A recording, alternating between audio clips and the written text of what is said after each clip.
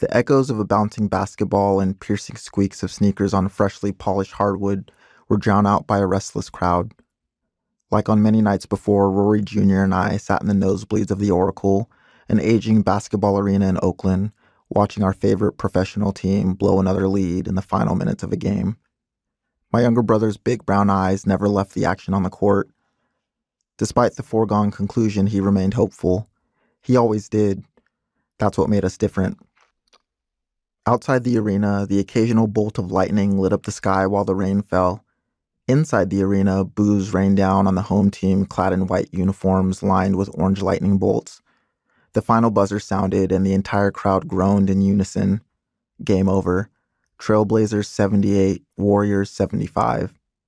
We sat there for a bit, watching grumbling men, some covered in face paint, as they descended the stairs towards the exit like a sad circus.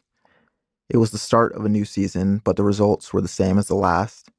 Long after a majority of the crowd had already filed out of the stands, Rory and I stayed in our seats, taking it all in, imagining what it would be like to be down on the court instead. A security guard in a vinyl yellow jacket whistled at us and told us to beat it. We didn't have to go home, but we couldn't stay there. Rory apologized, and I followed as his large frame cleared a path down the tight aisles. He was technically my little brother, but that was an age only. Even though I was 4 years his senior, he stood taller and wider than me. Every time I looked at him, it was like seeing a newer version of myself.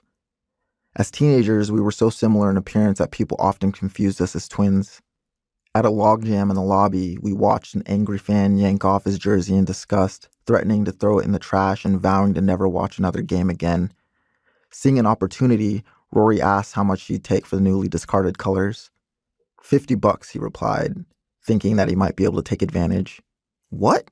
I can buy one on eBay for that much. I'll give you $20. You were just about to throw that rag in the trash. I'll give you $30, Rory countered. The man's chin crinkled in contemplation for a brief moment. Fuck it, deal. I'd seen transactions like this happen 1,000 times before. Rory was an avid curator of sports memorabilia and a shrewd negotiator. The proof was in the jersey and the shoe collection that lined the walls of his room in our parents' garage.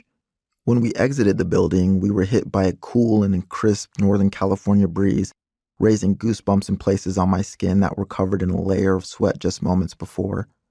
A massive glowing sign on the side of the circular building cast cardinal shadows down on the labyrinth of the parking lot, illuminating it like some seedy red light district.